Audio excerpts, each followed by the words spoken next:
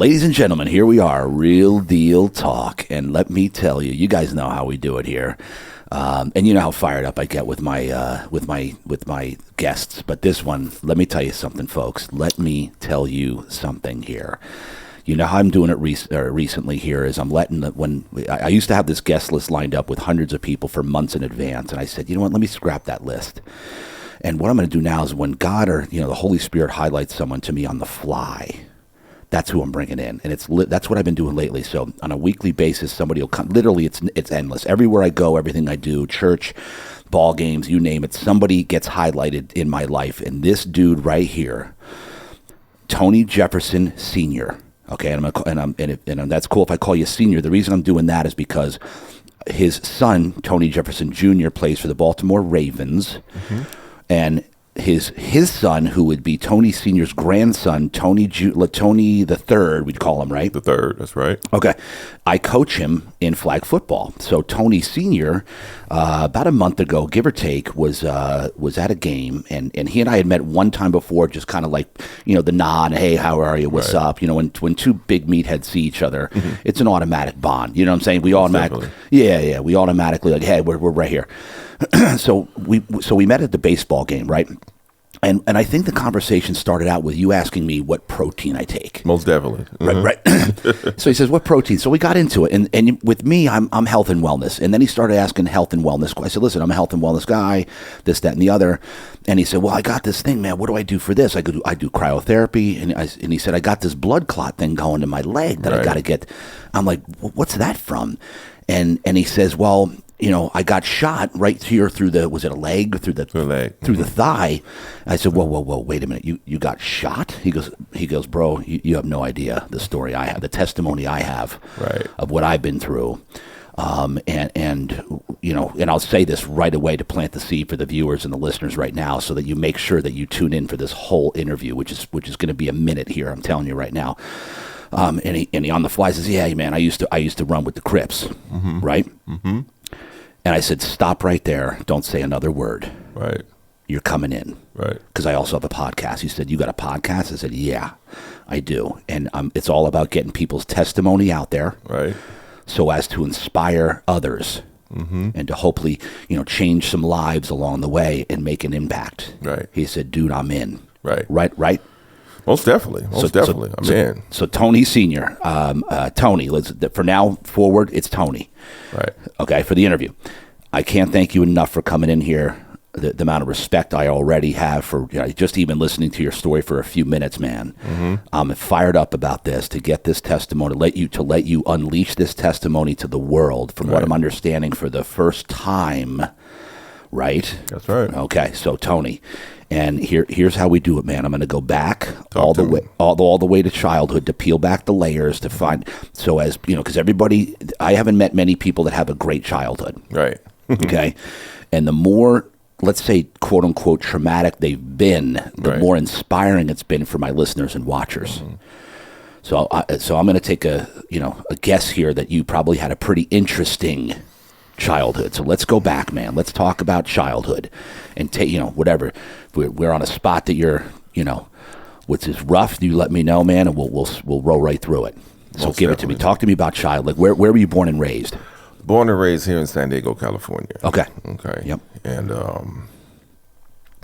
my childhood, for me, was a little strange from the beginning. First of all, reason why I say strange, because I'm gonna just give you the real deal about me. Yes. When I was growing up, when I was about 8 or 9 years old, which was weird for me, because I had what you call Tourette's, man. Okay. Tourette syndrome. Yeah. And I had to, I was, snapping my fingers, shaking my head, my nose was always dirty, so I had to, and no one knew what it was, back then. They never had a diagnosis of it, and, people was just laughing and just, cracking up at me, and it was really embarrassing. So I just started to kind of like deal with it, so that went on. And then as time went on, man, and then as I began to get a little older, the Tourette syndrome, it kind of faded away, but I still have some kind of tics every now and then, you know what I mean? Yep. But, that just kind of faded away.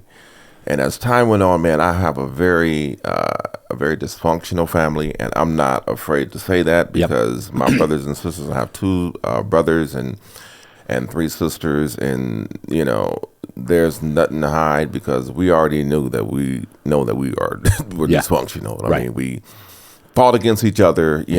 I have an older brother. I think he's like 63 years old now, and all of us are still alive. But I've seen my oldest brother. He was about 20 years old, and I seen him knock out my 14-year-old brother more than one time. Wow. In the living room.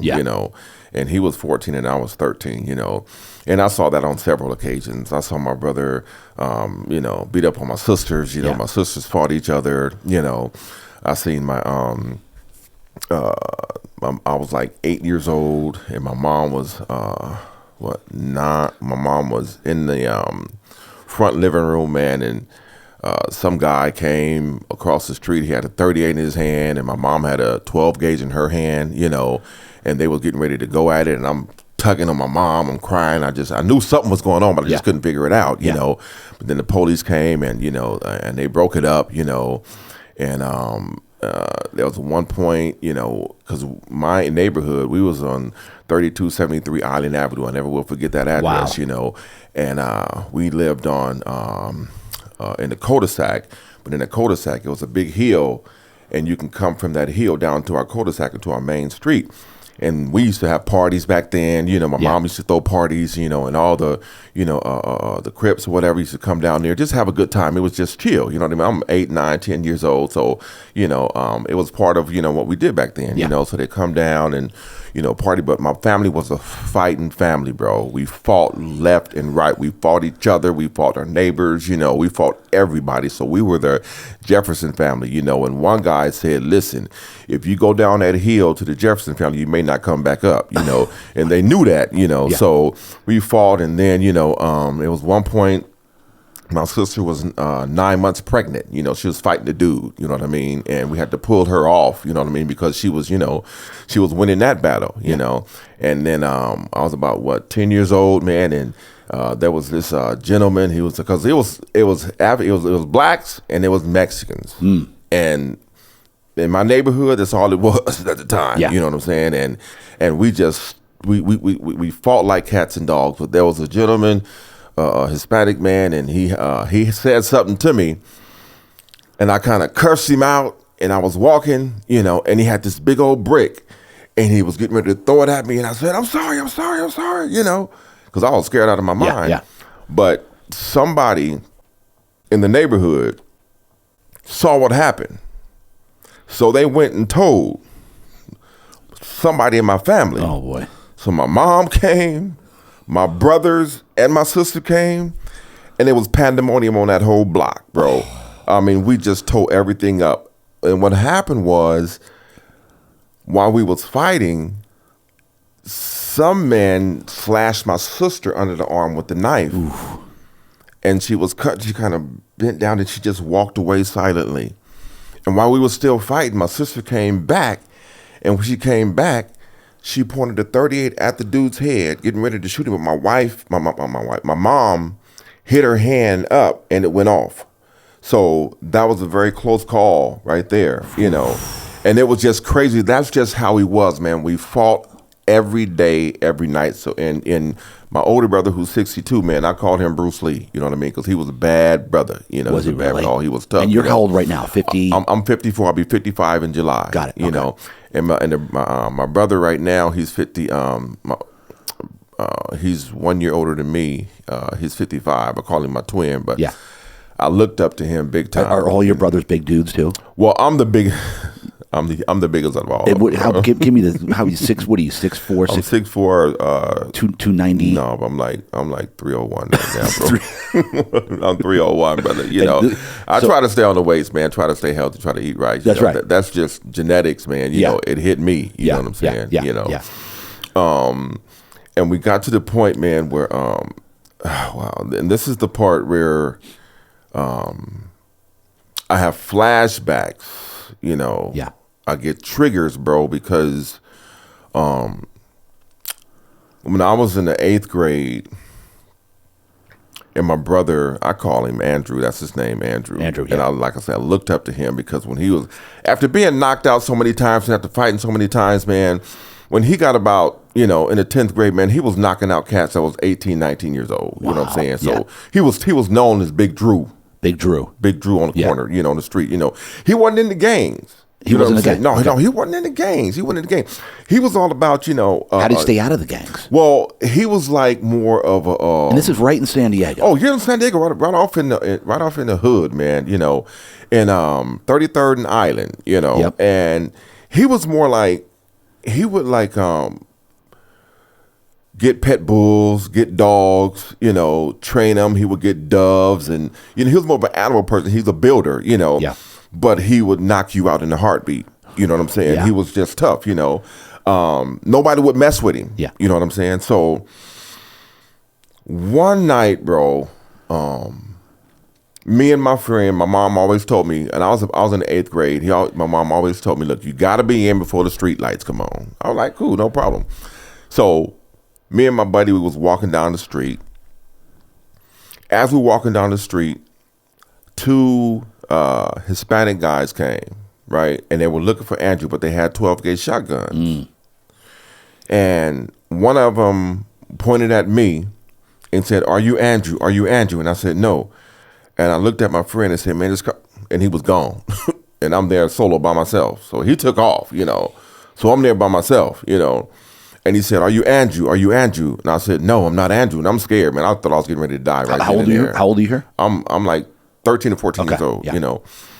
And I said, "No, I'm not Andrew. I'm not Andrew." And he shot the 12 gauge, and I ducked, and the flames went past my head, and he pointed at me again, and he was asking me, "Am I Andrew?"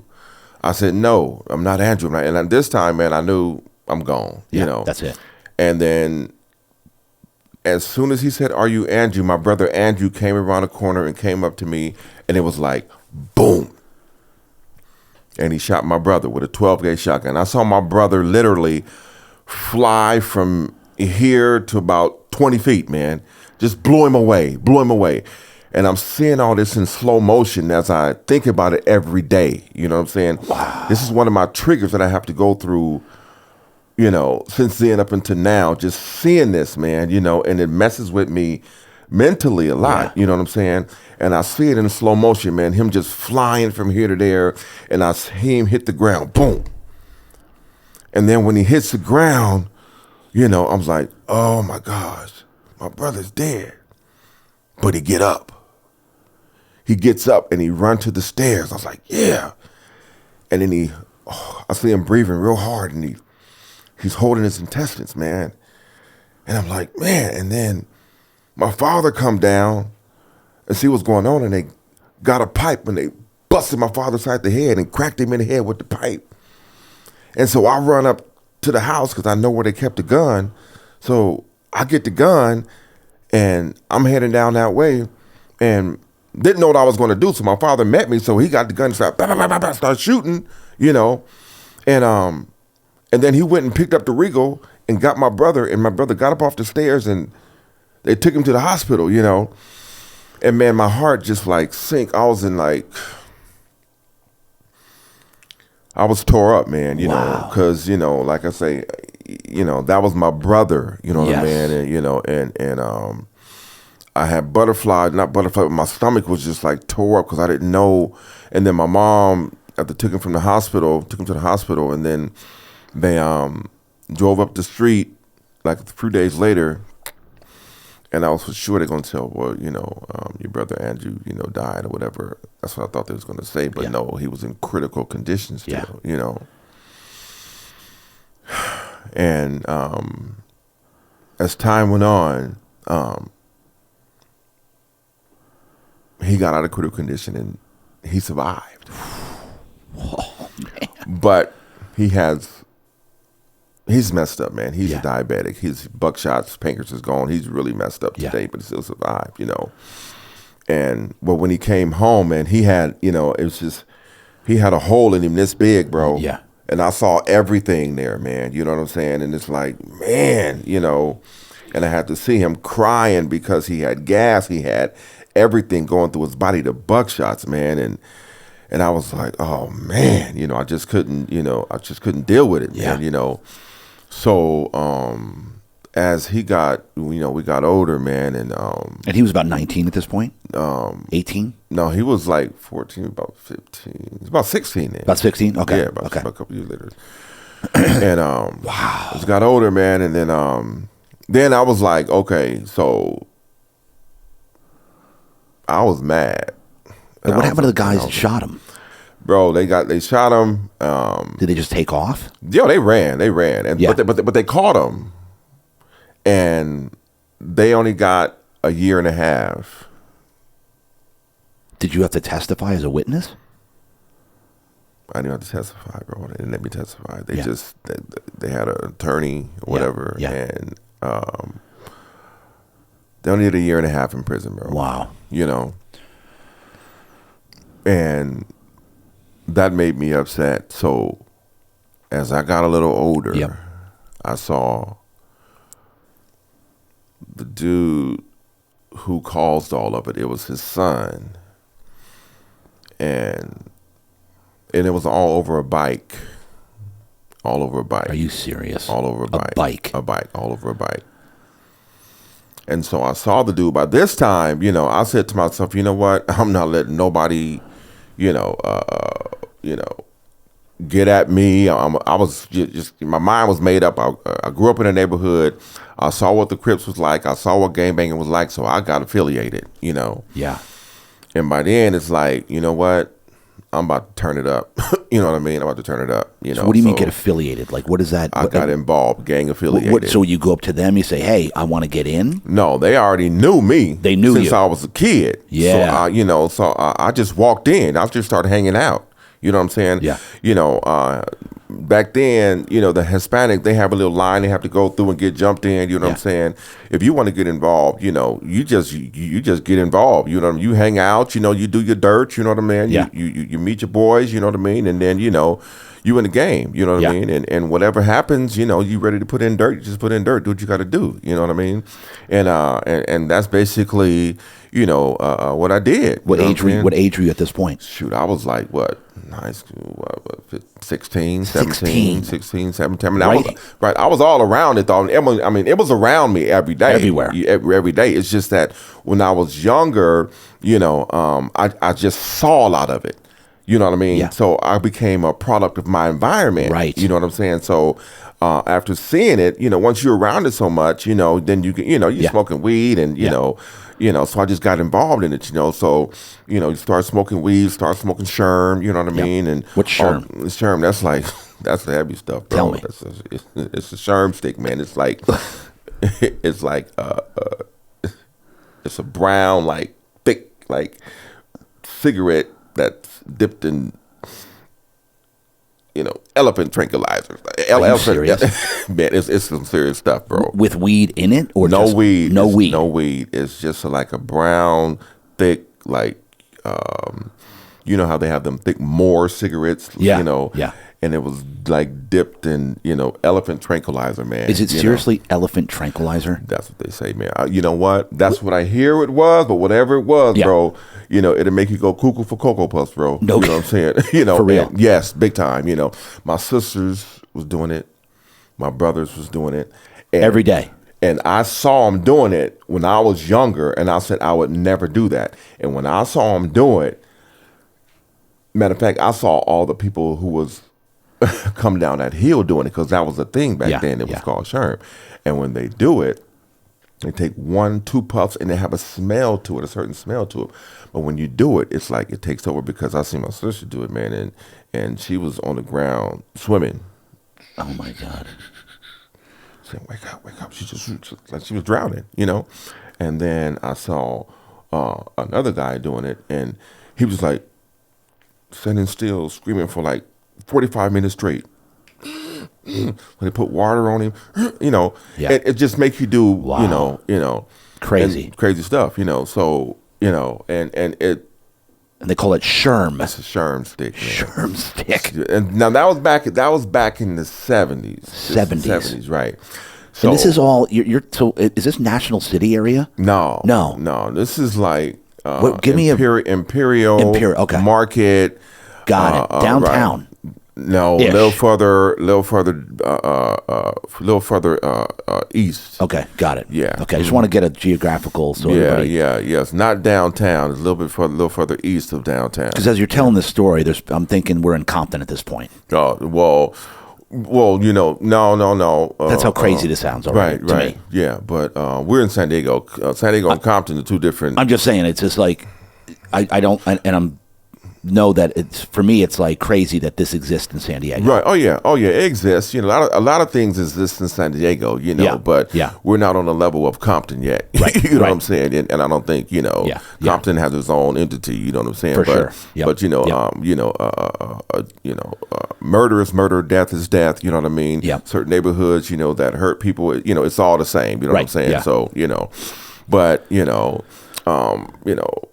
from there, man, So you're saying you got involved? I got involved. Okay. I got involved. So I said, you know what? I'm not. I'm just gonna be down with my set. You know what I mean? So from there, then I was with my brother one day, and I saw the kid who started all this. Yeah. And I said to my brother, you know what? Let's, because I think I was strapped that day. And I said, let me get him. You want to get him? You want to get him? You want to get him? Yeah. And he said, he thought about it. And he said, no, I don't know if he was thinking about when he got shot or what he went through, that he just wanted to drop it. But I didn't want to drop it. Right. I wanted to handle business because of what he did to my brother. Yeah. And I looked up to my brother, you know what I mean? And I just told him the other day, because he came over to the house, and I said, man, I love you, bro. I said, I want you to know I looked up to you, and I still look up to you. I said, you was a warrior. I said, you was my greatest fan back then, man, and I remember what you did, so I kind of encouraged him because he told me he was a little down, at the time, you know what I'm saying? So I said, let me get him, man, let me get him, but I don't know how he was feeling during that time, Right. But I wanted to take dude out. I really did. But he said, nah, I don't even know what I said. Man, what you mean don't do it, man? What you talking about? I said, did you see what pandemonium he caused in the family? Yeah. All the hurt, all the pain, you know what I'm saying?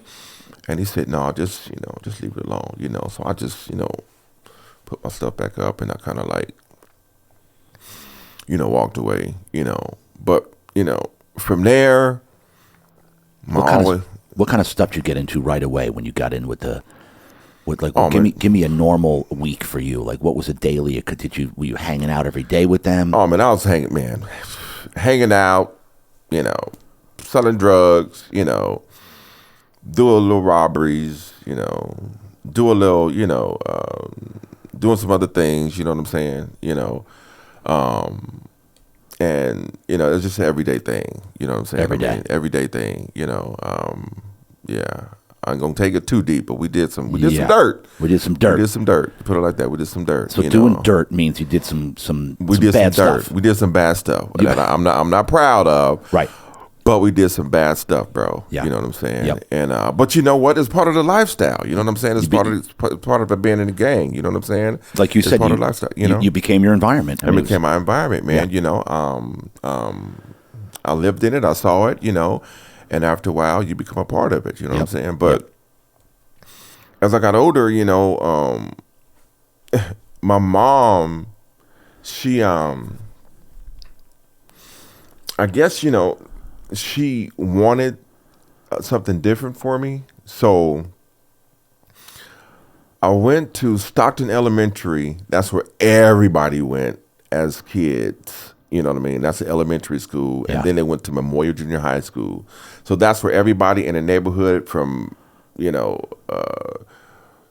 to 12-mile radius went to that particular school. Stockton, and then Memorial, and then they either went to Lincoln or Morris High School.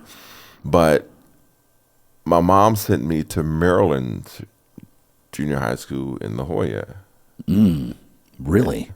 Yes, I went to Maryland's, and then I graduated from La Jolla High School.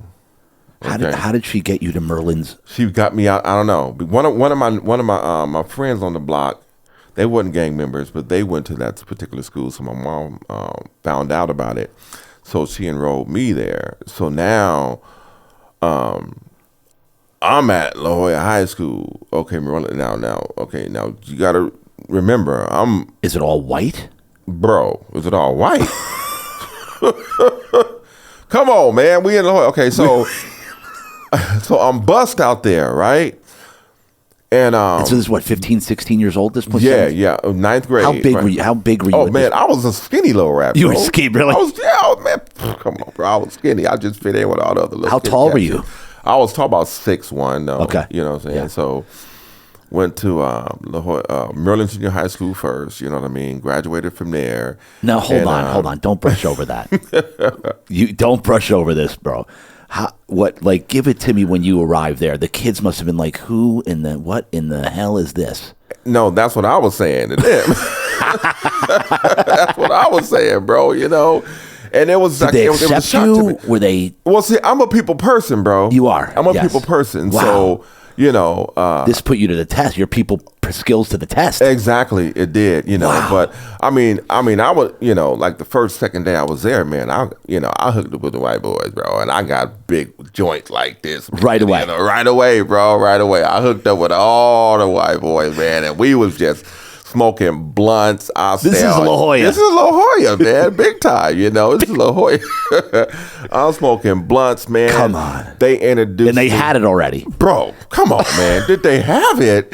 Man, They got the best stuff. They had the best stuff, man. They had they had the Mercedes. Come they on. had the Cadillac. You know, I love Cadillacs, Oh, man. yeah, of they had course. the Cadillacs, man. And then come 10th grade, man, shoot. I'm riding around in the Cadillacs, No man. way. I'm staying on that over their house, you know. Back then, I had the Jerry curl, man. I get juice all over their pillows at home. But the parents love me, though, man. No the parents way. love me, man. So I'm just like chilling out there, man. That is great. And then one day they told me about some LSD. I said, nah, I ain't trying that, wow. joint, man. You know, because I seen what it did to a couple of them Yeah. folks. So I was like, nah. But then they introduced me to some mushrooms. You know what I'm saying? I'm Yeah. like, okay, mushrooms. You know, mushrooms is cool. You know. Yeah. So they said, here, take a bag of this. I'm like, is it cool? I said, man, come on, mushrooms. You know, I said, no problem. So took some mushrooms. Like, oh, this is not bad, man. Yeah. About an hour later, bro. Yeah. Man, I went to this closet. I saw this little midget. I don't know where. I'm like, what the? Like a little midget in the closet out of nowhere, bro. I'm like, man, no, you got to get me out of here. You know, Yeah. so we went walking and his car broke down, right? And we had to walk and we was in La Jolla. Mansions, bro. Yeah. And there was these lights that one big light here, one big light here, and it went all the way down the road. And here we are walking. And I remember I'm on mushrooms, Yeah. bro. And bro, I swear I thought the Ku Klux Klan was after me, Oh man. my God. Because I saw all these lights, Yes. man. And so here I'm diving in the bushes, man. They said, what you doing, man? I said, look, man, the lights, bro, the lights. They said, man, come on out of there. I said, no, man, I'm not. Look, man, the lights, the Klan. So I'm tripping out, man, you know. And I said to myself, I'll never, ever Do shrooms again. do shrooms again. I But feel was the same way about man, shrooms, but bro. I was smoking them weed. I was smoking them. Hey, man, there's a you know. Now I don't do that stuff anymore. But Yeah. there's a difference between the weed, in the ghetto. From the hood and weed from La Jolla. Oh, yeah, bro. I took one hit of that stuff from La Jolla, Crazy. man. I was like, man, you know. Were you telling your peeps back in the hood, like, dude? Yeah, they was like, man, give me some. Where'd you get this from? You know.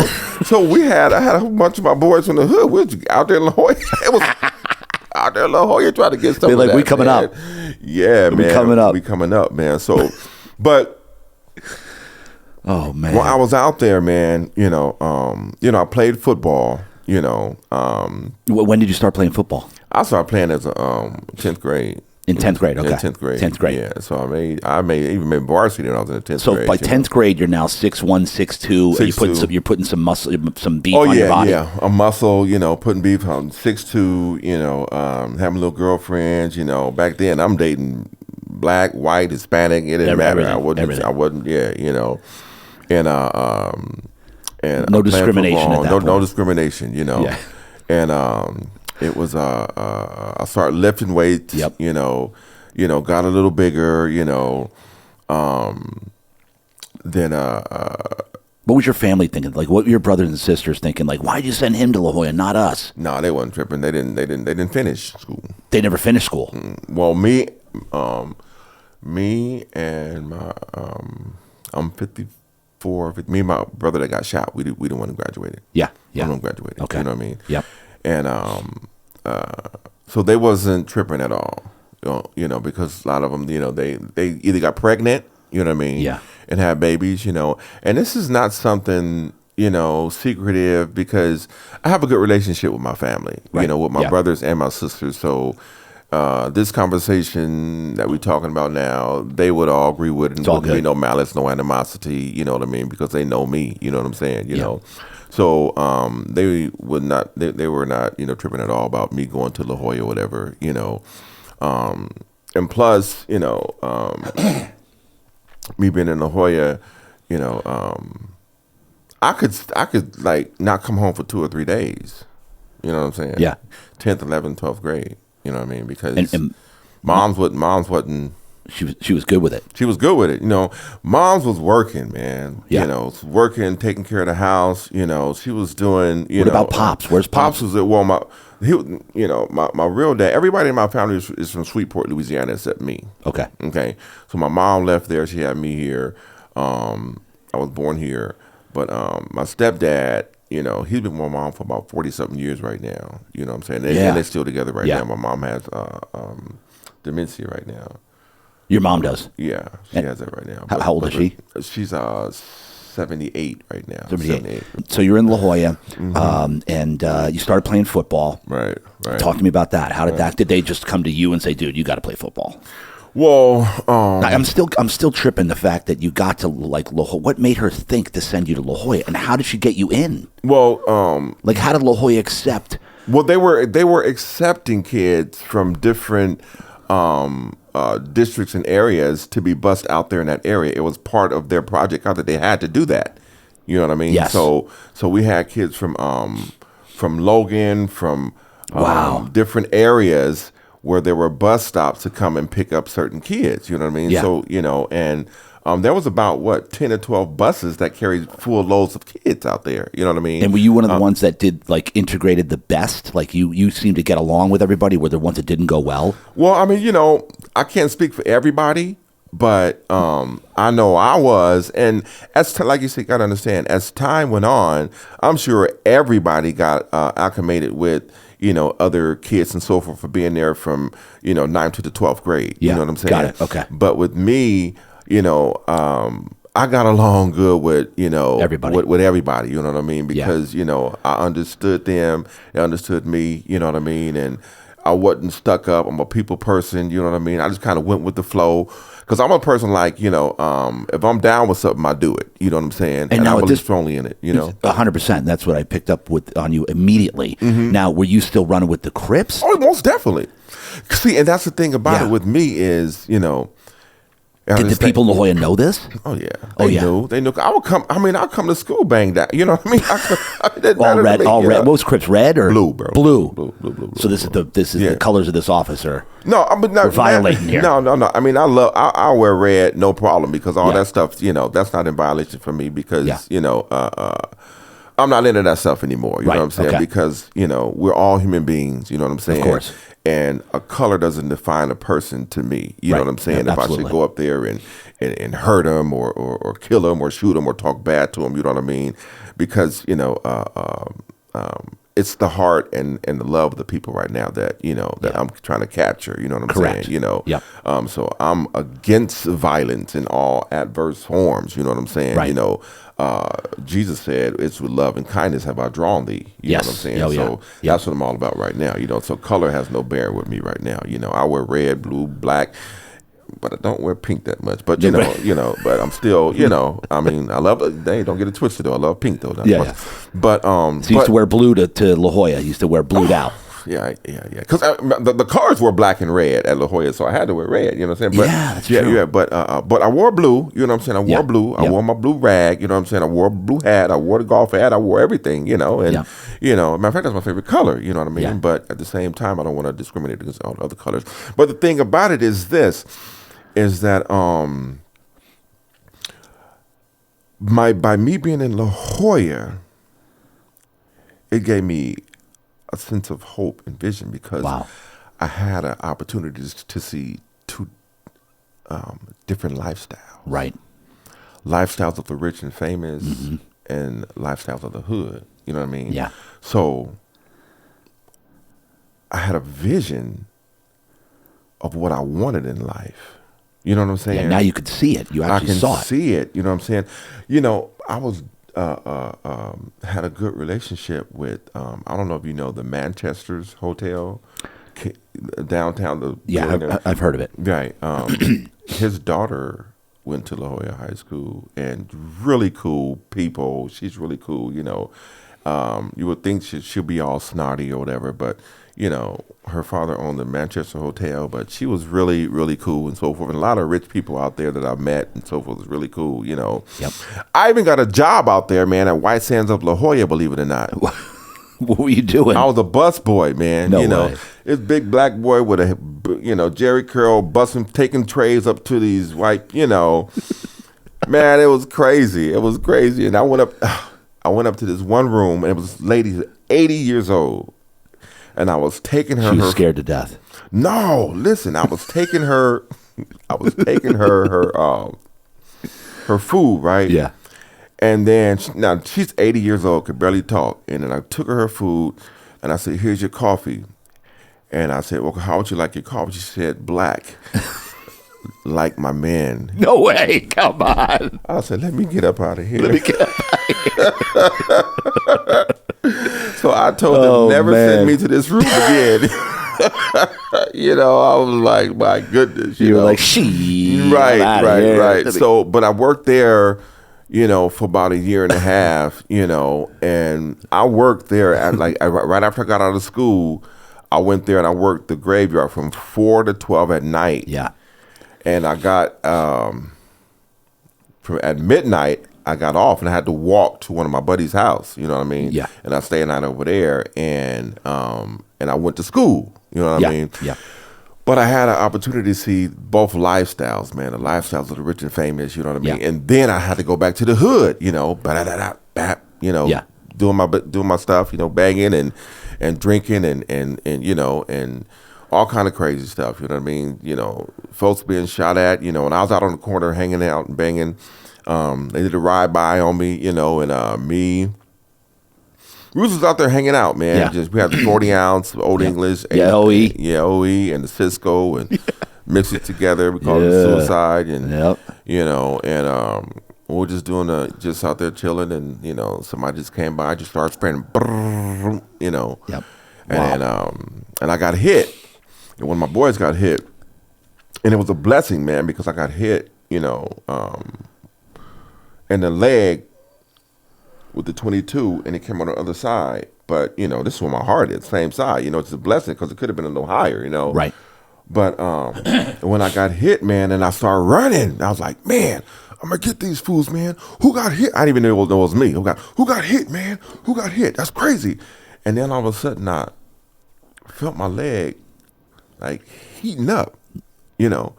And it started swelling up. And I was like, man, my whole leg blew up so big, man. I was like, and so they rushed me to the hospital because it hit my main artery, bro. Wow. And when it hit my main artery, they took me to the hospital and they said, okay, they was gonna have to amputate my leg. Oh yeah. Yeah. And so they told me, they said, okay, we're gonna do this procedure, and if you don't feel any heat in your foot, we're gonna have to cut your leg off. If you feel heat, then we can save it. I said, fine. So the first time they did it, and they said, you feel any heat? I said, no, I don't feel no heat. And I was like praying, Lord, because know I was born and raised in the church when I was a kid. Yeah. Born and raised in the church. And they did it again and said, can you feel the heat now? I said, no, I can't feel it. It's like, oh gosh. They said, well, this is last time, the only hope. And they said, can you feel it now? Like, yeah, I can feel it. I can feel the heat. You just say you can't. Yep. So they start doing something, you know, so they're able to save my leg, man, you know.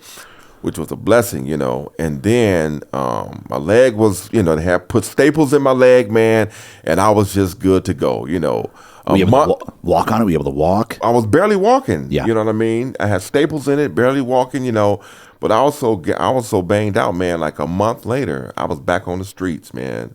Staples in my leg, barely walking, driving my Cadillac, Police pulled me over. I had a gun in my car, in my truck, but they couldn't get in. But they took me in anyway because I had a warrant for something. I got out the same night. I had to walk, about 7 miles back to my car, man. Nobody could come pick you up. Nobody come pick me up, man. Nobody come pick me up. So did you even tell mom where you did? No. No. Tell mom. I wasn't even staying with my mom then, man. Because let me tell you something. As soon as I graduated from high school, yeah, me and my brother, my mom opened up the door and said bye-bye. The second you graduated? Yeah. And your brother Drew? Yeah. She opened up the door and said, bye. We didn't know where to go, know what to do. She said, it's time for you to go. Yeah. But oh my God, that's the best thing she could have done for us. Yeah. So, you know what I'm saying? We had to find our way. You know what I mean? What'd you guys do? We survived, bro. Yeah. You know what I mean? I mean, we stayed here, we stayed there, Were you still linked up with the La Jolla peeps up there? I was still, but by that time, man, the streets got the best of me. Really? So La Jolla was 86, man. 86. I mean, they gone out the picture. You know what I mean? They're gone.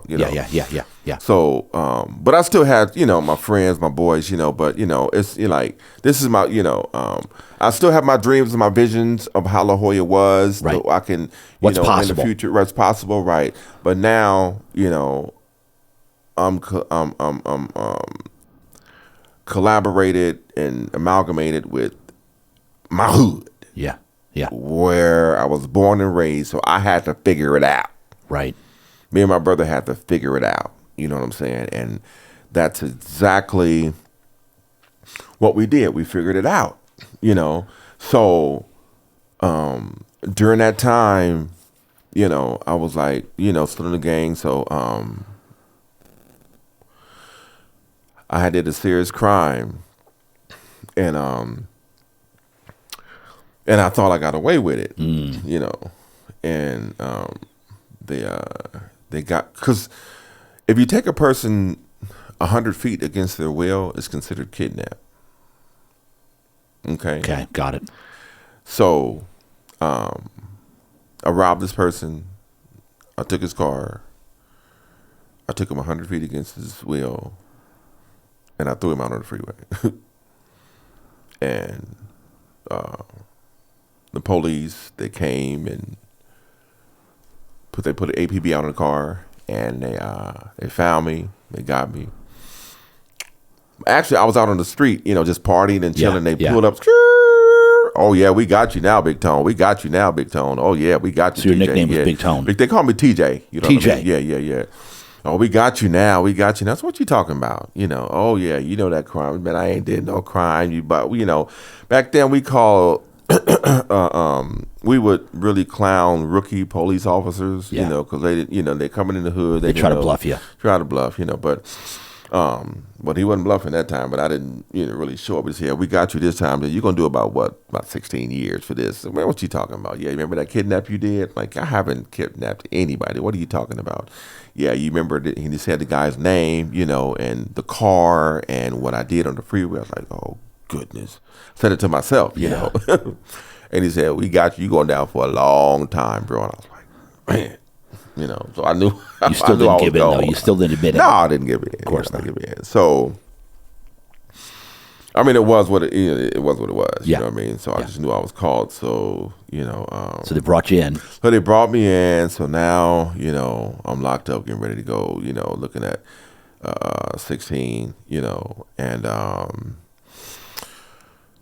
so I was just, And you had already had some prior. Yeah, I had priors. Yeah. Yeah. So while I'm in there, man, we had a bunch of riots, Actually, there was one guy. He was from. So what happened on that? Did you did you well, have an attorney? Did you fight it? Did you nah, did I you didn't go fight it. innocent? Hold on a second. All right. While I was in there, we had a couple of. It was I got tested by some guy who was this color, that color. Yep. And we had stores that go in our, where we get goodies and so forth. And he came into my cell and took my stores, stealing. You don't deal with a thief, you know what I'm saying? So took my stores, so I found out who it was. And I went and told him, I said, look, man, you don't have to steal anything from me. You want something from me, you just ask me, I'll give it to you. So I gave him a couple bag of cookies and chips, you know what I mean? Just trying to be, Yeah. Keep the peace. Keep the peace, you know what I mean? And he did it again. And I said, you know what? And so I was plotting how I was going to get him.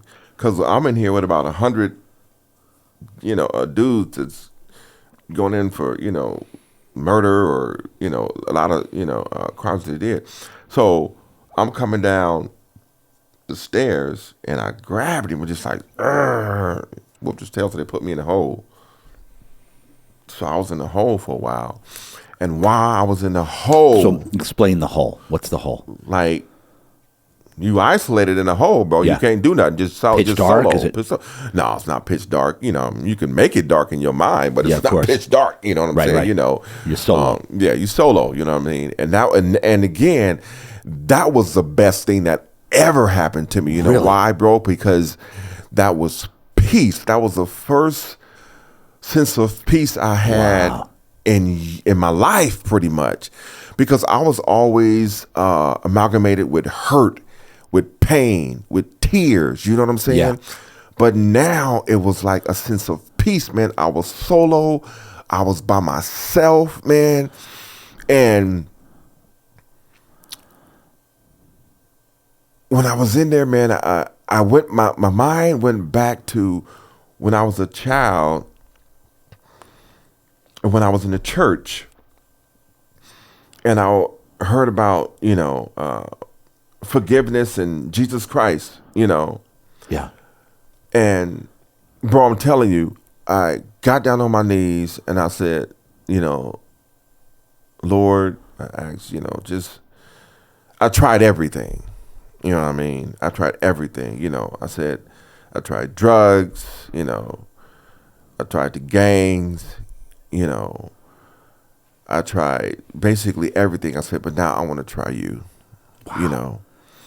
And I said, could you just come into my life and just make me a better person, And bro, I'm telling you, right then and there, I just started crying, and I saw like the spirit ascending to heaven, man. And I just broke down, bro, and I started crying because I'm not the person that cry. Right. I was always told to suck it up and suck it in. You know what I'm saying? So yeah. I don't do that. But I cried and I just kind of like melted, man. And then when I got out of the hole, bro, it's like I was made like the tank captain, and that's like when, you I don't know how the Lord did it. I was a tank captain, like when you guys in charge, of everybody in there. You tell them to get off the phone and, all this other thing. So I was having Bible studies in my cell, and these was with cats. I was getting ready to go do some hard time. They would come into my cell, we'd go over scriptures and so forth, and then I wasn't fully, aware of what was going on, what the Lord was doing for me. You know what I'm saying? Yeah. So I got up, said, man, I don't understand this. And as I was walking out, I hit my leg on the table, and I said, goodness. And then when I opened my eyes, it's a scripture that said, the Lord wants to know you. And I was like, oh my gosh, that hit me right there. Yeah. You know what I mean? Yeah. So then I just got into the word, and this is while you're waiting for your sentence, right? Like you're kind of in a holding tank. right. Got it. Okay. And bro, I had a court-appointed attorney, and the attorney told me, he said, you know what? I like you. He said, I'm going to get you off because Majority of the clients I have, they call me dump trucks. They don't, they curse me out.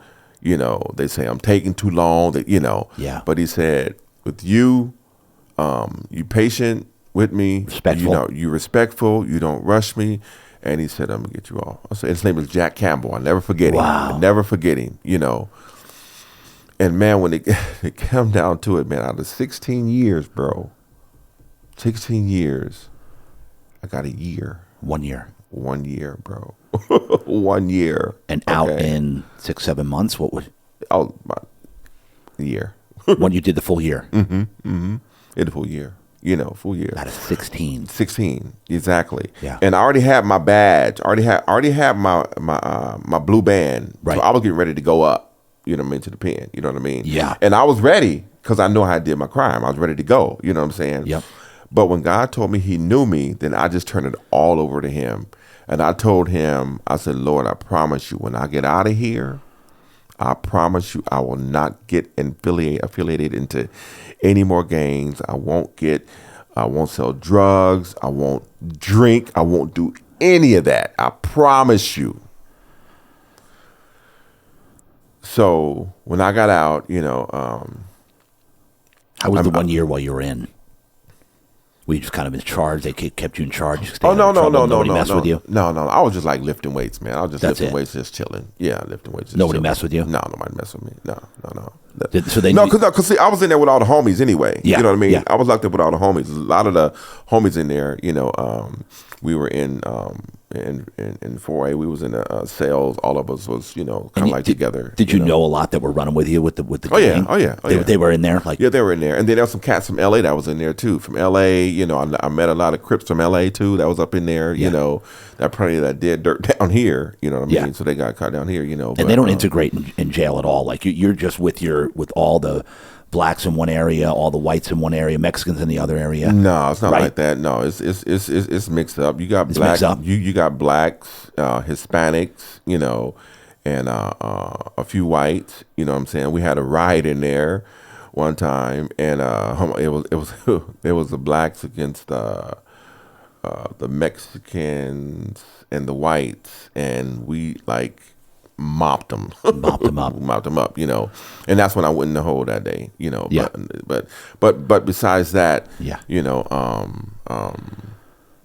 there was no issue with me, getting out or whatever, so I made God a promise. When I get out of here, I promise you I will not get affiliated into any type of drugs, gangs, or whatever. So as soon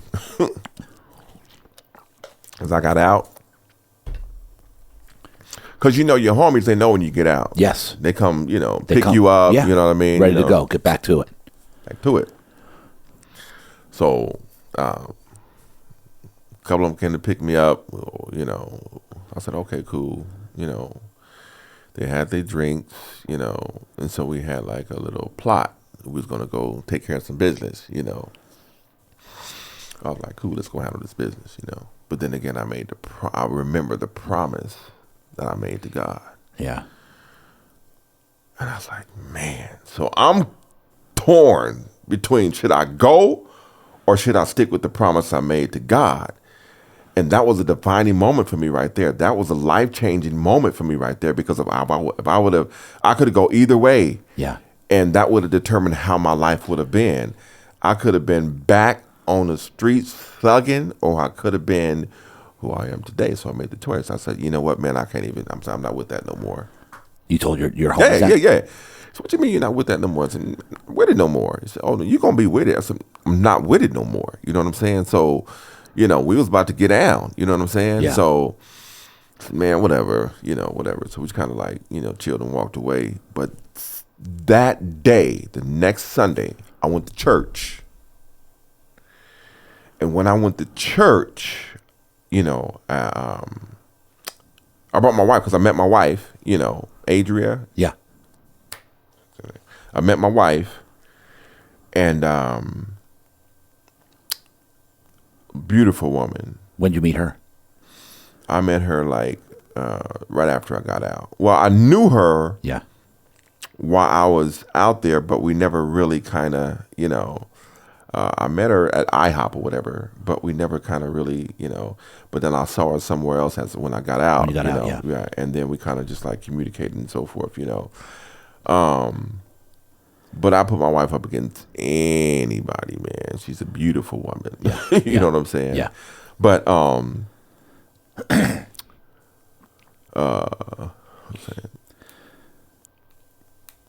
when when you made this, went to church. You went to church. I went to church. Yeah. When I went to church, that was a life-changing event for me, because that day when I went, I made a decision to go to church. It changed my whole life, because gotta understand this. But this is how God worked. Yeah. Because when I used to gangbang, Yeah. I used to be off of. I used to 31st and Imperial was right here. Yep. 30th Imperial was right here. 31st Imperial was here. My church was on 31st and Imperial. The gang where I used to gang was 30th. So when I went back to church, he put me back on the same corner where my church is, 31st and Imperial. And that's where I spent 28 years at that church. Grew up preaching, teaching, and everything else. So it's amazing how God works. When I made the commitment to live right for Christ, that's where I went. And that's where I remained faithful to this day. To this day. To this day. When my pastor died, trust me, man. I went through the rankings though. You know what I mean? Because when I first went there, I went just like regular. I didn't have any good clothes or whatever. As I began to go, I said, you know what, Lord? Everybody else has suits and everything, and I'm just wearing. I said, Lord, I would like to have some suits, bro. About a week later, I got a closet full of suits. Yeah. You know what I'm saying? Yeah. And after that, I was appointed to a deacon. See, I worked my way up from a deacon. And so this is like when you decided not to. I'm not going on that run. Mm-hmm. I'm going to go to church the following week. Mm-hmm. Had you been going to church prior at all? No. No. Never. No. I went to church. Well, I went to church a couple times with my friend. They were a Baptist church, but it was kind of like different, just more like to have fun, but nothing serious. Right. You know what I mean? Like go to the beach or whatever. But I never went to the church. I never went to church in a way as to like seeking the Lord and wanting to get spiritual. Actually getting some. No. Okay. I haven't, bro. You know. And when I went there, man, I got suits, whatever, and I started off as a deacon. And what age is this about? This was about 22. 22. Okay. 22. Got it. Where's your brother at this point, Drew? Drew, he's around by then. No, at 22. When you where was it when you got out? What was he doing? Oh, he was working. He's working. Okay. Yeah, he's working. He 100% healed. You know what I'm saying? And he got about 8, 9 kids now. Does he really? Yeah. Wow. Yeah. Matter of fact, he got about 8 kids. My brother, who's old, my older brother, who's 62, he has about 7. My sisters have about 9. I got so many. I got about 38, 39 nieces and nephews. Wow. Bro. Yes, sir. And how many kids do you have? I have 4. 4. I have 4. Yeah. My oldest is 34. Yep. Andre. And my daughter is 32. Yep. Antonisha. First of all, my oldest son, he's out in San Francisco studying engineering. He's 34 years old. My daughter, she's out in Atlanta, and 6 years military. She's married. All my kids are married. And of course, Tony. Of course. 30. Yeah, 30. And I have a 15-year-old, bro. That's what I was wondering, because you said I'm taking my son to school. Yes. And I thought, wait a minute, son to school. Yeah, I have a 15-year-old. I'm like, that means he's got to be in no less than his teen, or more than his teen. Did you see this? Yeah. That's 15 years. 15-year-old. So but great. here's what's crazy is, so you had him at 40. Yes. So that's when I started, was 40. So I'll be in the same exact boat at 55. Right. I started at 40. You started at 40? Yeah, started. Really? And I had Johnny at 45. Is that right? Yeah, the one that's on little Tony's. Oh, yes. Johnny's yes. my son. We had him when I was 45. 45, huh? Wow. How old is he now? 6. 6, huh? Get ready. Yeah. But it's a beautiful thing, man. It's a beautiful thing. It's a beautiful Yeah, thing, you know. man.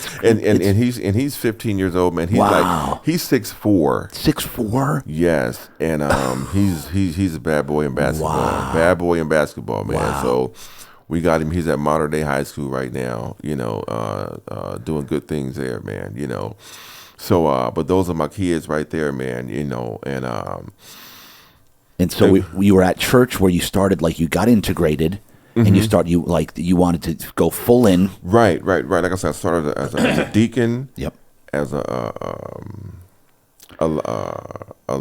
licensed minister, or ordained elder, assistant pastor, and now I'm pastoring. So I went through the whole chain of command, bro. On that same street corner. On the same street corner, bro. On the same street corner. Pretty much where you were banging. Right. But my pastor died in 2007. So he was the one who took me under his wing. He knew my mom. He knew me when I was a kid. He knew the Jefferson family. Everybody knew the Jefferson family. Everybody. But he knew the Jefferson family. And he knew me when I was a kid because I used to come there to Sunday school, you know. Yeah. So he knew me when I was a kid. And when I got into the church, he recognized me, you know. And, you know, he took me under his wing, man. And he taught me so much. He taught me how, you know, to do weddings or funerals, baby dedications. He would take, and he had his own son, you know what I mean, that, you know, but he took me under his wing and he, you know, he just showed me all these wonderful things, man. So I do all, I mean, I have weddings and funerals. I have all these things. I have things set up right now for me to do, you know what I mean?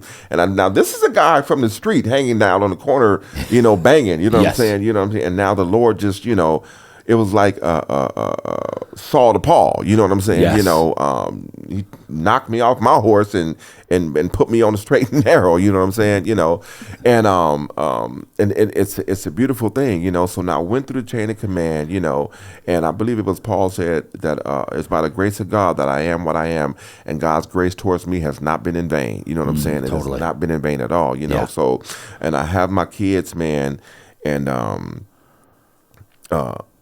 my kids have a foundation. Yes. Because when I was in church as a deacon, like, you know where they were. Yeah. They were all in church. In church, yeah. With me. You know what I'm saying? Oh, yeah. And I was raised Church of God in Christ. We believe in the Father, Son, and the Holy Spirit. Yep. You know what I'm saying? Yep. And so they have that solid foundation. You know what I'm saying? It's like, you know, and my pastor, he was strict. He was all about holiness. You know what I mean? The Bible said, "Be ye holy, for I am holy." So there were some things in the Bible that that we were doing that, you know, wasn't biblical, but it kept us out of trouble. Right. You get what I'm saying? I do. You know, it kept us out of trouble. It prevented us from entering into certain areas. You know what I'm saying? But it wasn't biblical, but it kept us safe. You know what I'm saying? Kept us safe, you know. Like clothing, for instance, they would have, my wife, you know, she wasn't, or all the women, you know, they were kind of like dressed very appropriately, you know. They were like, remind me of a highway in Norfolk, Virginia, with no curves. You know what I mean? So they were hiding all curves. You know what I'm saying? Long dresses and everything. You know, but they were not exposed for anything, because my pastor used to tell me anything advertised is for sale. You know what I mean? So they were like, you know, but as we got older, they know that, you know, and they wasn't able to wear pants or anything neither, you know what I'm saying? But as they got older, you know, we realized that those were some things that was beneficial to help us, to help them, you know what I mean, just to prevent, you know, things from, you know, happening as far as, you know, lusting and all the other things, you know what I'm saying? But, you know, a lot of things have changed, but he taught us well. He taught us well. Even for myself, you know, I would wear suits I would wear suits all the time. Yeah. You know what I mean? People knew that I was a pastor or that I was in the church. You know what I'm saying? Yeah. They couldn't even tell man, you would have never known that I was a gangbanger. You would have never known, bro. Did you ever tell your story to the Like when you were preaching, did you ever tell your story? Oh, they know. Oh, yeah. They know. Yeah. They know the my conversion. They know what I've been through because I tell them, because that's the testimony. If God did it for, that God did it for me, He can do it for you. He could do it for your kids. You know, He could do it for anybody. You know what I'm saying? Oh, yeah. So I tell my story everywhere. You know what I'm saying? Yep. I have to. You know what I mean? God, God can do as much as He did for me, and you not be able to tell it. You got to be able to tell it. Of You know course. what I mean? Because Absolutely. somebody needs to hear that. So my kids, they have a good, solid foundation. Everybody in my family, my kids, know that Jesus Christ is the Son of God, that He died for the sins of the world, and that He is coming back one day. You know what I mean? Yeah. So they know that they better get their house in order. You know what I mean? They know that they not living under mom and daddy no more. They old enough to live under themselves. So they are responsible for their own sins. So get it together. You know what I'm saying? They already know. I believe it was Joshua said, "As for me and my house, we shall serve the Lord." You know what I mean? So they already know that they got to take care of their kids now and teach them the same way. You know what I'm saying? So, but my 15-year-old Josiah, he's special. Yeah. Because he knows the word. He's very passionate about Christ. He knows he's like a 15-year-old in a 35-year-old body, I'm telling you. Wow. He's very passionate. He's very sensitive. Sometimes he try to check me by letting him know who the father of the house is. You know what I mean? I have to let him know, because and sometimes I'm like, well, maybe he's right, but I don't let him see that, Right. But at the same time, man, so I'm gonna get to the point now where so when I got shot, and man, I had and it was 2019. I was at my son's football game. Yeah. Josiah football game. And, I'm trying to get in shape. So I'm running, getting in shape, and the back of my calf started burning really, really bad. I'm like, what in the world's going on, So I paid it no mind, and I start running again the next day. And I told my wife, babe, something is wrong with my calf. It just continue to keep burning, So you know me, I'm sucking it up, man. Yeah. So I'm going on like a month or so, and then my whole foot went numb. And I'm like, babe, something's not right. But hard-headed me, I know my foot is numb, my calf is burning like crazy. I'm still walking and running on it. Shake it like it's gonna go away. Yeah. So on my way to work, it got so bad, I pulled up to my job and said, you know what, I'm going to the hospital. I went to the hospital, and they said, it's a good thing you've come because you have a blood clot. Oof. And so they said, you came at the right time because 28, 30 years ago, the blood clot, when I got shot, the stent that they put in my leg then or whatever, Right. it malfunctioned. I mean, it served its purpose for 30 years. Yeah. You know what I'm saying? So it boom. And so therefore, the blood started clotting again. So I went to the doctor and they said, okay, so we're going to have to do surgery. Okay. So they did the surgery, which was very, very, to me, painful. Stayed in the hospital for a week. Oof. And after 2 months, that stent or whatever, it failed. How'd you know it failed? Was it hurting again? Was it It burning was again? hurting again. My foot went numb again. Oh, man. And the back of my calf was hurting again. I was like, man. So they did it again. And they did it this time. I was asleep, per se. And while I was on the operating table, I felt them. They didn't give me enough anesthesia. So I felt them jabbing me. And I woke up. And said, oh, get a big guy some more medicine. So I'm back to sleep. And 3 months, it messed up the stent. It did it again. Oof. So now we're on number 3. Oh, man, dude. And it happened again. On the third one? On the third one. So now we're on the 4th one. And so what he wants to do, he wants to go into my right leg and take the artery from my right leg all the way up from in here and put it over here. And I was like, well, if you put this one over here, what am I going to have over here if I have a stroke? I said, you know what? Bye-bye. I don't even want to deal with you anymore. Yeah. So I went over here, Sharps, Mary Birch area. Yeah. And Dr. Horton, he gave me the surgery, and it's been going on good for about 9 months now. Yeah. But during that time, bro, I fell into a deep, deep depression. While things kept going wrong. Well, things kept going wrong, man. I'm the type of person, I tell you, I never cry. I suck it up. I hold it in. But this thing had my mind twisted. You know, I was suicidal, bro. I was suicidal. Wow. Big time. Me and my wife, and I share this with you and hope people are listening because mental health is no joke. You know, I'm on different types of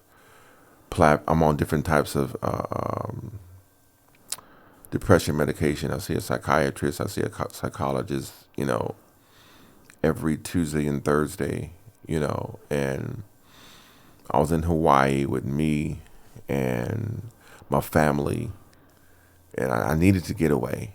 Yeah. And we had rented an Airbnb right on the beach at Hawaii. Went to the Big Island. Nice view. Hear the water. Just exploring God's beauty. You know what I mean? Seeing it, everything, man. And then we decided to go out and walk on the beach, the sand and so forth. And a moment of depression hit me. And so this is the sand. And we had rocks here, here, and here. And this big rock here, this is the ocean.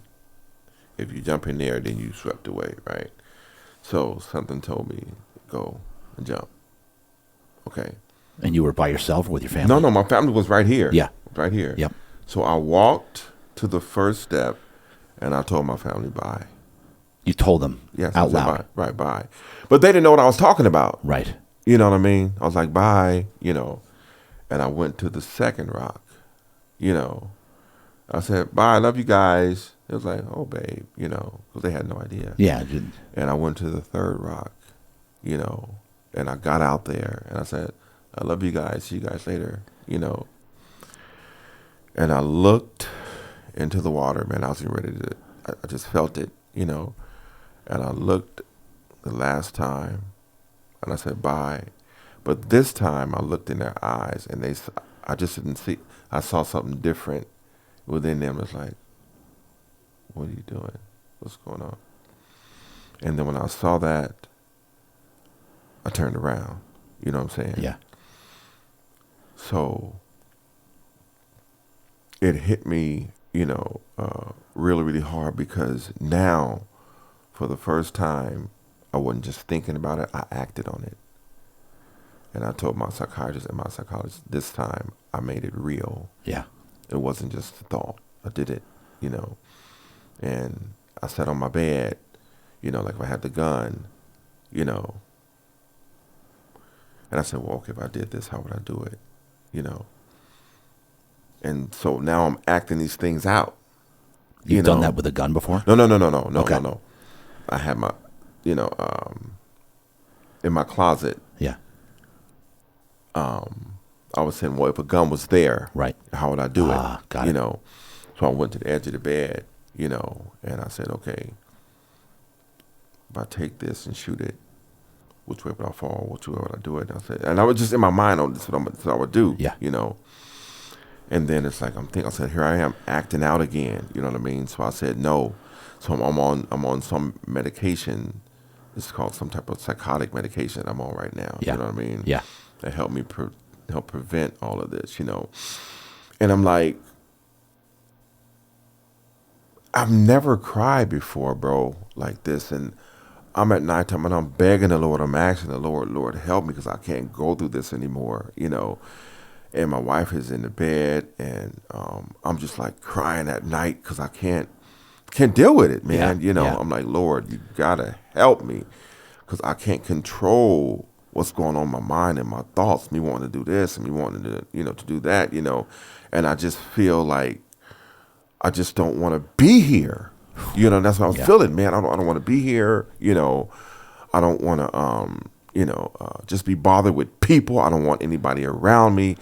I distance myself, you know, and, you know, people don't know because they think you're okay. Right.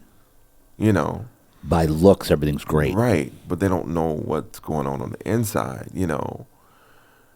And I just want to say, if you see people acting differently, you know, or responding differently, or if you see something wrong either within their eyes or where they're acting, you know, kind of talk to them, you know, and see what's going on, you know, because we may not break right then, but we will give you a hint or a sign on what's going on. You know what I mean? Right. Yeah. It's just that I felt that I was by myself, man, you know, because the thing is that when I drop my wife will go to work and I'll drop my son off at school, I'm by myself. Yeah. Alone all day. Right. So I didn't even have the strength to go outside and walk, to get on the treadmill, do anything. I'm just in the bed, just depressed. So what am I to do, you know? Yeah. So I have on my shoulder, left shoulder, I have the enemy talking. Yep.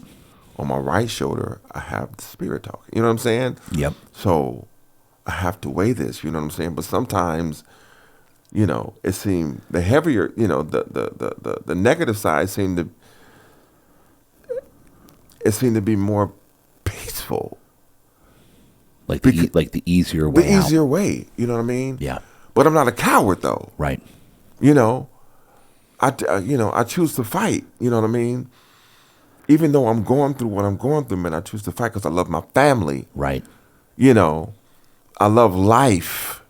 You know what I'm saying? I love, you know, the birds in the morning, hearing the birds in the morning. You know what I mean? Yeah. I love the wind, the stars, the moon. I love God's creation. I love you. I love, you know what I'm saying? Yeah. You know? Yeah. I'm not the person that I used to be. You know what I mean? I'm circumnavigated around God's love right now, man. You know what I mean? Like I say, I'm a total different person, but this depression is trying to make me something that I'm not. You know what I mean? Yes. And I'm trying to pull myself from that, you know.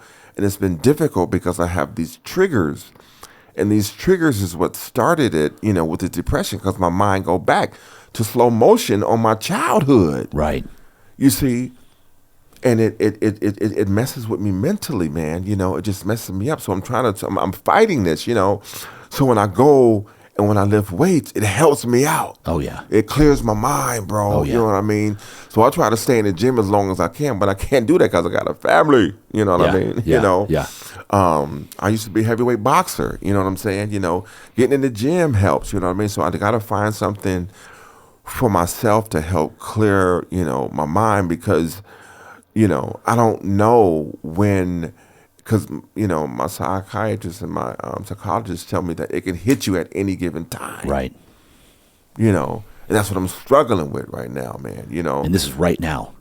Yes, man, now. You know what I mean? So I can talk to you and be loquacious as possible, but on the inside, you know what I mean, nobody knows really what's going on. So I just need to expose, you know, what's on the inside of me and bring it out, you know, because it's better, you know, out than in, you know what I mean? For sure. So I can deal with it better. You know, I have to talk about it because I've always been a people person, but I've never been able to express myself, you know what I mean, and verbalize my emotions, you know what I mean, like I do now, you know what I'm saying? Absolutely. But now I know that greater is he that's in me than he that's in the world, you know what I mean? Oh, yeah. So I can let it out, you know, I can, you know, talk to someone and let people know that this is real and we do need help. We do need for you to look for signs, within, the ones you love. So we want you to feel that, if I would just paid more of attention, or if I'd have just watched some signs, you know what I mean? Because we give them out. They're there. Yeah. We just got to, pay attention, And I even had my wife to talk to my psychiatrist, and there was some things that she didn't know that I was suffering with. So the Lord told me to have my wife to talk with my psychiatrist, and when she did, she came and said, "Baby, I'm sorry, I didn't know." You see what I'm saying? Oh, yeah. Yeah. I didn't know, So now she's more cautious, and more helpful. I've been told, and I'm starting to talk to people. I would have never talked to my son, Tony, but I talked to him, and that boy called me all the time. Almost every single day, he called me. "You all right, Dad? Check up on me." You know what I'm saying? Yep. He said, "Dad, dang, I never know you was going through stuff like that. That's the real deal." You know what I mean? And he always tell me, just stay strong, stay positive. He said, because it's the Jefferson, it's you that got me where I am right now. You know what I'm saying? It's because of you and your character and the way you taught me that I have a family who you know what I mean? So he say those things, and those things make me feel wanted, make me, want to live, make me want to do right, you know what I mean? To hear positive things, because once again, you got to understand, I've been born and raised around pain and hurt and violence, bro. Right. You know what I'm saying?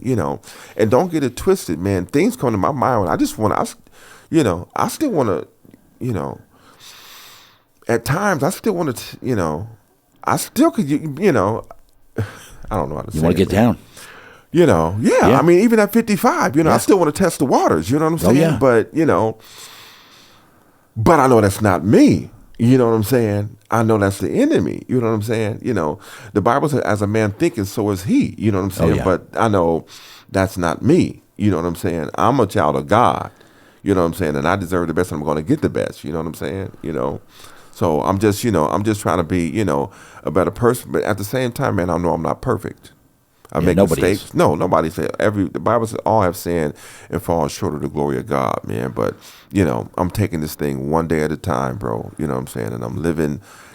I can say right now that I am living my best life. But I do have some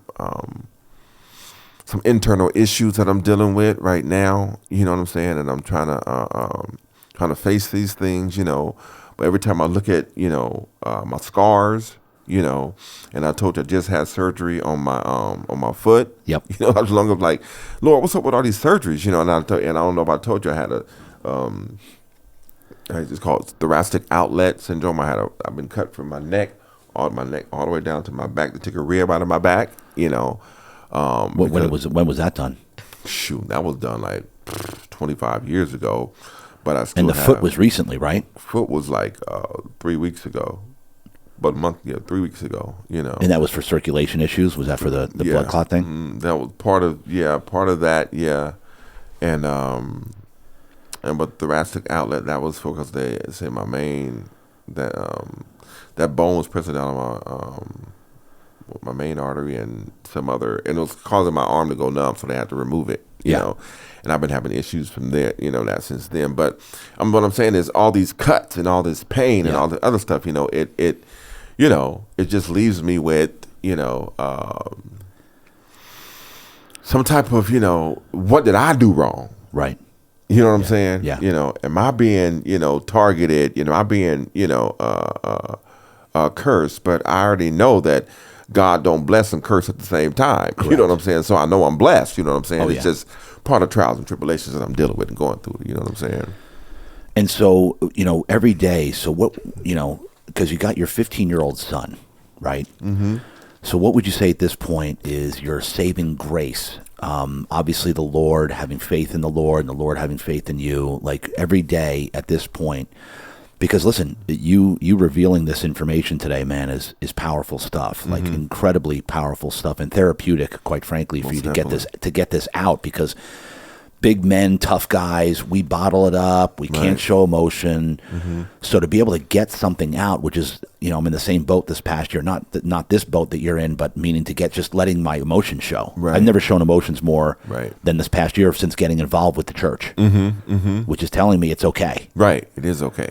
So with you do you go to church every single Sunday? Every Sunday? Yeah. What's your schedule here? What's keeping you going right now? Your saving grace, would you say? Well, just being faithful to God, just being Yeah. faithful Yep. and just like praying and trusting in Him, because I know I can't do anything, by myself. I just totally depend on Him. Like when I came here, like Lord, just get put Tony Jefferson out of the way. You know what I mean? And just let you shine. You know what I'm saying? Let my story be true. And on point, and you use me. You know what I'm saying? That's You right. speak to me. You know what I mean? Just I don't want self to have anything to do with this. You know what I'm saying? Just I want God, to be in charge of this. You know what I'm saying? So I totally depend on Him and the Holy Spirit, man, to work through me. You know what I'm saying? Because the Bible said that the Spirit speaks expressly. You know what I'm saying? So I let the Lord have His way. You know what I mean? And when I do that, and then I wash my hand clean because I know God got it. You know what I'm saying? And I know nothing can go wrong. You know what I'm saying? So, so that's how that is, man. Just having faith and just totally surrendering to God. And I know that sometimes it's tough because, the Bible says faith without works is dead. You got to have faith, and faith is sometimes difficult because you can't see it. You know what I mean? Yep.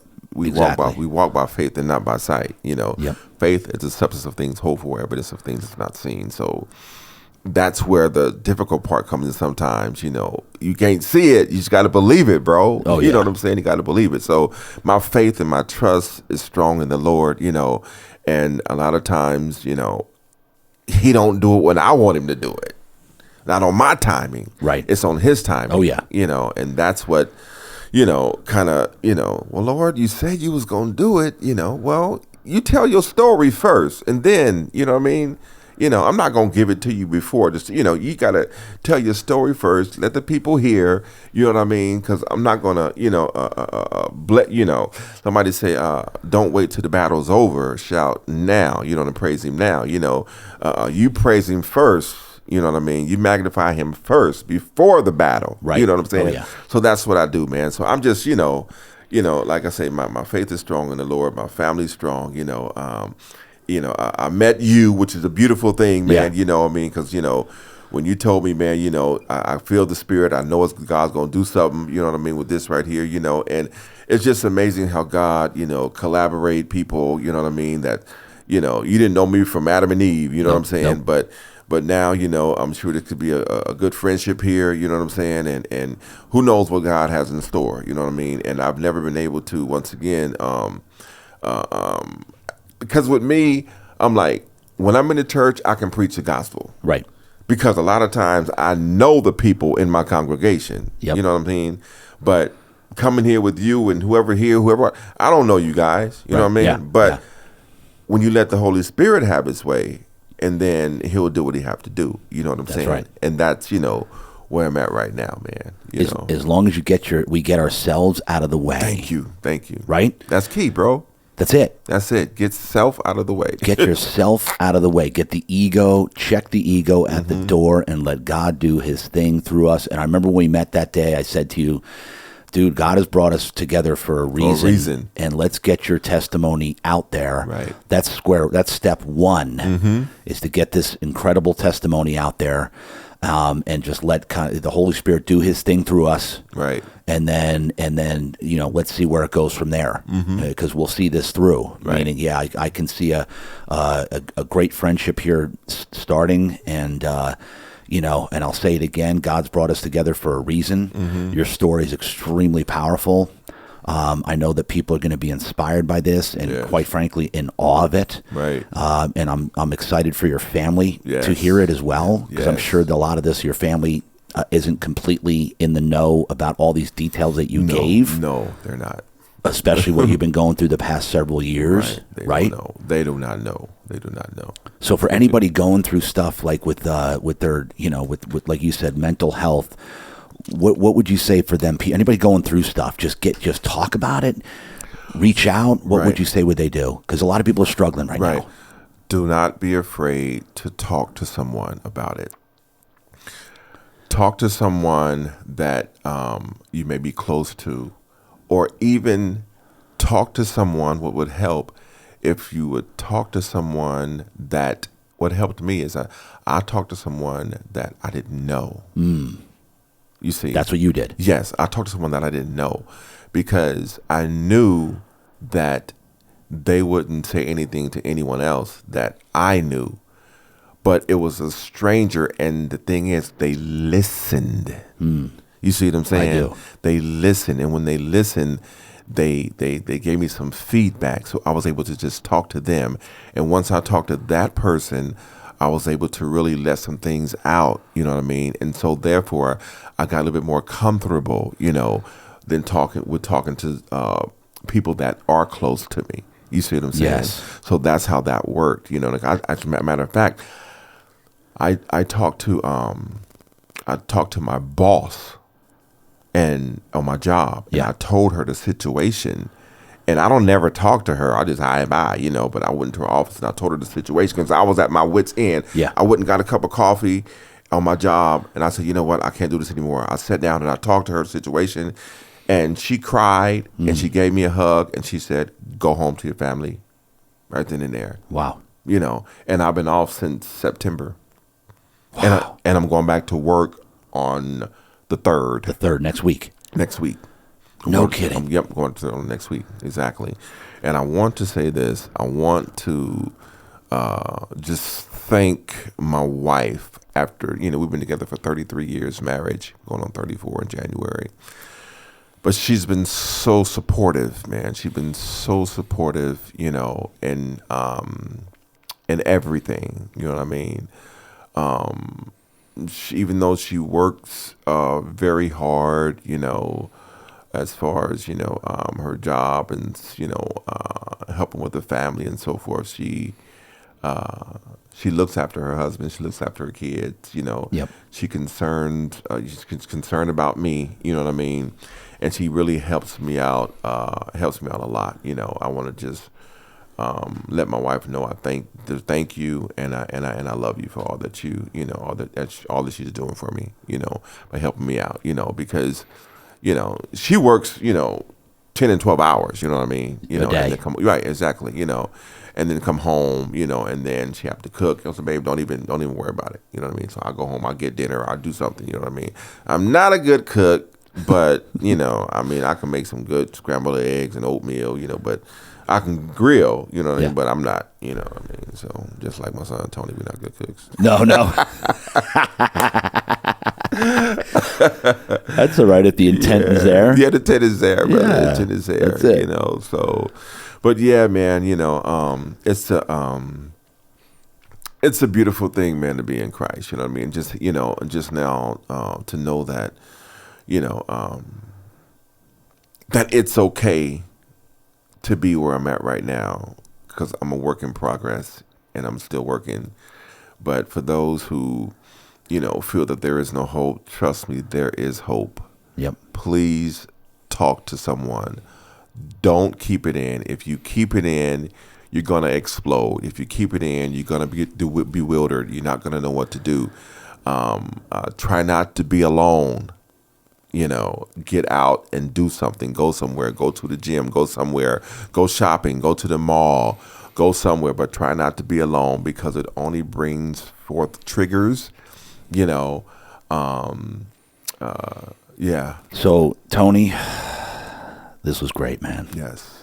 I'm excited to get this testimony out there. Yes. Get it out there, bro. Get it out I there. appreciate you, man. God has put us together for a reason. Yes, I know sir. for a fact, only knowing you for barely knowing you, Right. knowing that without question, God has a plan. You have a God calling on your life, man. Yes, sir. I want you to really embrace that, Right. and know that every day when you wake up, that you've got a calling on your life. Right. And now I know what it is, and that's, you need to get this story. We're going to get this story out there. Right.